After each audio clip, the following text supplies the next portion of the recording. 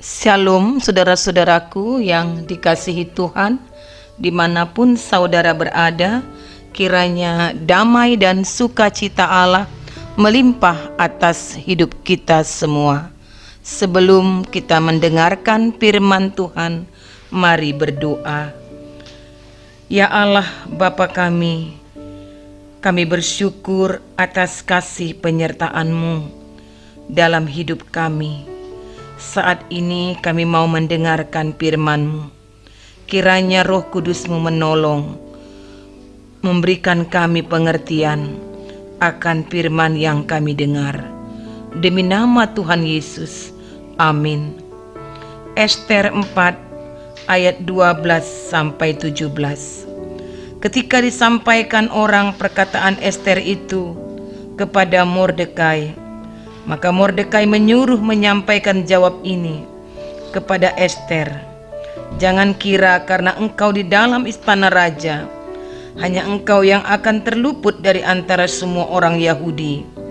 Sebab sekalipun engkau pada saat ini berdiam diri saja, bagi orang Yahudi akan timbul juga pertolongan dan kelepasan dari pihak lain, dan engkau dengan kaum keluargamu akan binasa. Siapa tahu, mungkin justru untuk saat yang seperti ini engkau beroleh kedudukan sebagai ratu.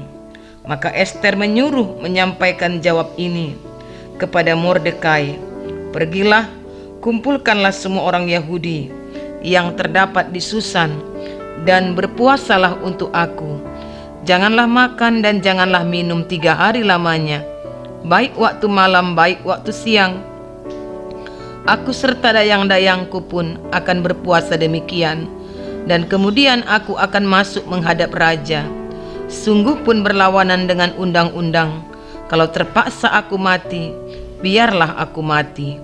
Maka pergilah Mordekai, dan diperbuatnyalah tepat seperti yang dipesankan Ester kepadanya. Tema kita diangkat untuk menolong. Saudara-saudaraku, kita belajar salah seorang tokoh perempuan yang bernama Ester dari teks renungan kita ini. Tentu pembacaan renungan ini baik juga kita baca dari ayat pertama. Ester adalah salah satu orang Yahudi yang hidup sebagai orang buangan di ibu kota Persia. Keadaan dan nasibnya mendadak berubah setelah ia terpilih menjadi ratu di negeri itu. Meski sudah menjadi seorang ratu atau permaisuri raja dan tinggal di istana dengan fasilitas mewah, bukan berarti berubah pula sifat dan karakternya. Ia tetaplah orang yang rendah hati dan memiliki kepedulian terhadap orang lain. Ini dapat dibuktikannya ketika Mordekai menghadapi masalah berat yang disebabkan ketidaksenangan Haman karena melihat Mordekai yang adalah paman dari Ester dan juga yang membimbing membesarkan Ester selama ini, yang adalah seorang Yahudi, tidak mau memberi hormat kepada dirinya. Bahkan Haman berusaha menghabisi seluruh orang Yahudi. Ester tidak tinggal diam. Ia mengajak orang-orang Yahudi berpuasa dan merendahkan diri di hadapan Tuhan selama 3 hari 3 malam, tidak makan dan tidak minum. Apa yang diperbuat Ester ini adalah wujud kepedulian terhadap nasib bangsanya. Tindakan Ester memohon belas kasihan Tuhan dengan mengajak orang-orang sebangsanya ini adalah sebuah tindakan iman. Pada hari yang ketiga, ia memberanikan diri menghadap sang raja. Padahal tidak sembarangan orang diperbolehkan menghadap raja, kecuali raja berkenan memanggilnya. Ester rela mempertaruhkan nyawanya untuk menghadap Raja Ahasweros, dan upaya ini akhirnya membuahkan hasil. Melalui kehidupan Ester ini, Tuhan hendak mendemonstrasikan kedaulatan dan kasih-Nya yang besar kepada umat-Nya. Tema kita, saudara-saudaraku, diangkat untuk menolong. Ester bertindak sebagai juru selamat di sini untuk menyelamatkan umat Israel dari ancaman Haman, seorang pemuka bangsa Persia dan Media. Sebagai permaisuri Raja Ahasweros, Ester tidak memakai kesempatan baik dalam hidupnya untuk kepentingan dan kesenangan dirinya sendiri. Tetapi Ester turut prihatin atas kehidupan umat Israel yang tengah menghadapi ancaman Haman. Ester bertindak menolong umat Israel dengan jalan memberitahu suaminya bahwa umat Israel berada dalam ancaman kebinasaan karena perbuatan Haman. Untuk melaksanakan rencana penyelamatan ataupun menyelamatkan umat dari ancaman bahaya ini, Ester bekerja sama dengan Mordekai pamannya.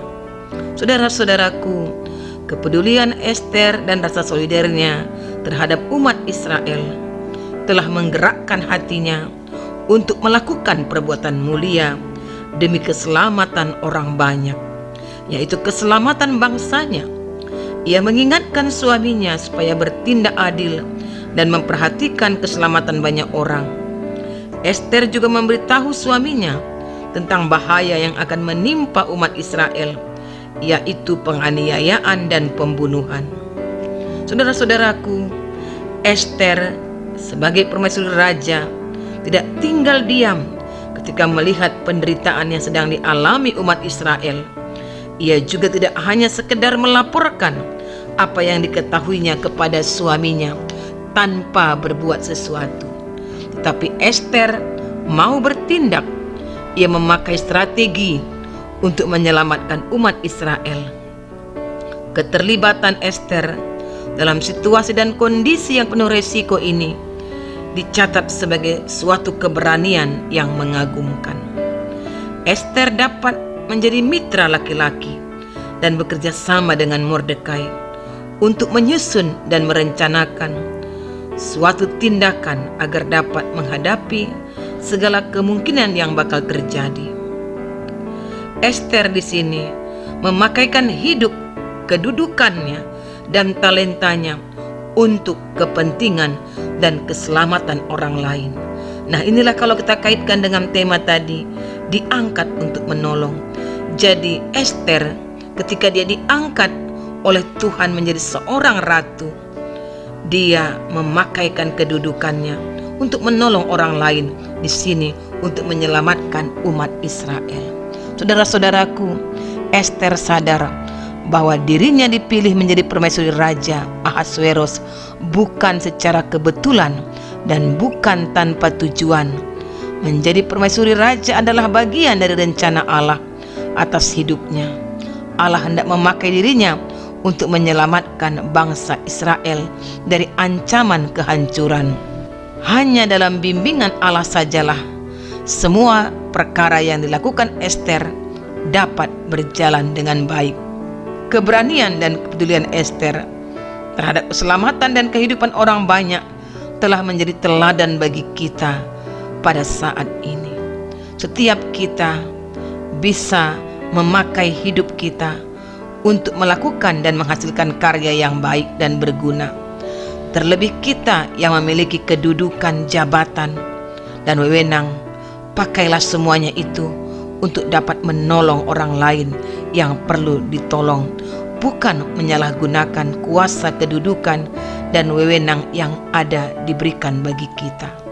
Sehingga dari apapun yang kita miliki termasuk jabatan kedudukan, itu boleh menjadi berkat bagi banyak orang. Saudara-saudaraku, berani melakukan kebenaran di saat kita menyaksikan ketidakbenaran yang terjadi tidaklah mudah. Tak jarang kita pun dihadapkan dengan risiko buruk yang justru menimpa diri kita. Namun hidup kita sebagai orang-orang beriman dipanggil oleh Tuhan untuk menjadi terang dalam kegelapan, seperti Ester bertindak menyelamatkan umat Israel dari kemusnahan. Bertindak benar di tengah ketidakadilan, sekalipun ada harga yang harus dibayar, yang harus ditanggung. Tapi karena tindakan kita tulus, Tuhan akan juga menyediakan pertolongannya, membantu kita dan memampukan kita untuk menjadi Ester-Ester masa kini yang bertindak benar di zaman ataupun di tengah-tengah zaman yang bengkok ini.